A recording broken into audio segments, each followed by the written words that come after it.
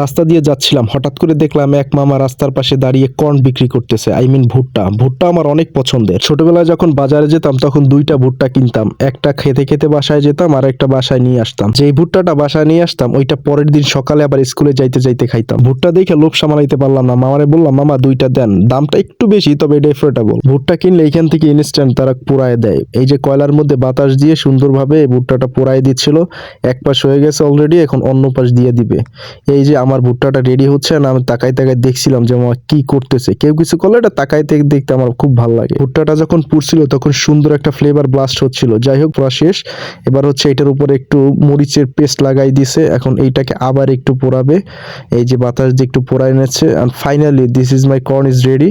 And এখন এটা আমার হাতে দিয়ে দিবে, এই যে দেখতে পাইতেছেন। And this is my corn. So এখন এটা খায়া দেখার পালা যে আসলে টেস্টটা কেমন হয়েছে।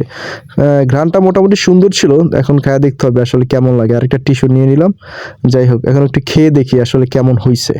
প্রথম বাইট নিলাম, না সবকিছু ঠিকঠাক, তবে ভুট্টার এই যে আলাদা একটা পেস্ট দেওয়ার কারণে উপর থেকে ভুট্টার যে স্মোকি একটা ফ্লেভার থাকে ওইটা আসলে পাওয়া যাচ্ছিল না, কজ উপর থেকে পেস্টটা দেওয়ার কারণে ওই ফ্লেভারটা নষ্ট হয়ে গেছে। মামাকে বললাম মামা আপনি যদি পেস্টটা না দিতেন তাহলে ভুট্টার যে ফ্লেভারটা ওইটা পাইতাম। মামা আমারে বলল কি বলেন মামা, আমার এই ফ্লেভারের যে কি দাম, আমার এই যে পেস্টটার কি দাম, সবাই বলে খালি এটা বাড়ায় দেন বাড়ায় দেন।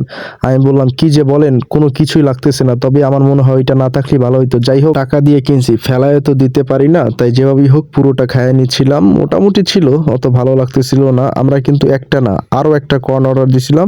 মামা এটাও প্রায় পুইরা ফেলছে, এক পাশ শেষ, এখন আর এক পাশ ঘুরাই নিচ্ছে। এই পাশে মোটামুটি হয়ে গেছে। And finally this is the other corn. And ও আমার বললো যে এটা তুমি খাবা, আমি বললাম যে না এটা আমি খাবো না, এটা তুমিই খাও। খাওয়া দাওয়া শেষ করে আসলাম একটা চানাচুরের দোকানে। মামা দেখলাম যে চানাচুর বিক্রি করতেছে, বাহ, লেবু টেবু দিয়ে সুন্দরভাবে বললাম মামা একটা চানাচুর বানায় দেন। তারপর দেখলাম যে বোম্বাই মরিচ, যেটা হচ্ছে নাগা মরিচ, বললাম এইটা না দিলে কি হয়, দেন এইটা সুন্দরভাবে আমারে দেন। আমি আগে অনেক বেশি বোম্বাই মরিচ খেতে পারতাম, এখন পারি না, কস পেটে অনেক ব্যথা হয়। মামা আমার কোচাই দিচ্ছিল, দেখে তো ভয় লাগতেছিল যে আমি আসলে পারবো কিনা খেতে। ব্যাপার না, খায়া পেট ব্যথা করলে কোনো প্রবলেম নাই, সামলাই নিব। এই যে মামা সবকিছু দিয়ে লাড়ায় চাড়ায় সুন্দর কইরা বানায় দিচ্ছিল। অ্যান্ড ফাইনালি হচ্ছে এই যে মামা আমার হাতে তুইলা দিল, এটা হচ্ছে চানাচুর। এখন খায়া টেস্ট করি যে আসলে কেমন হয়েছে।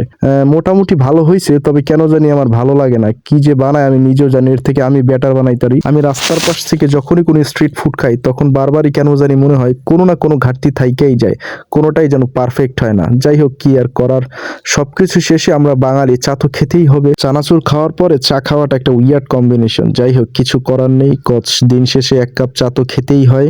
চা মানেই প্রশান্তি।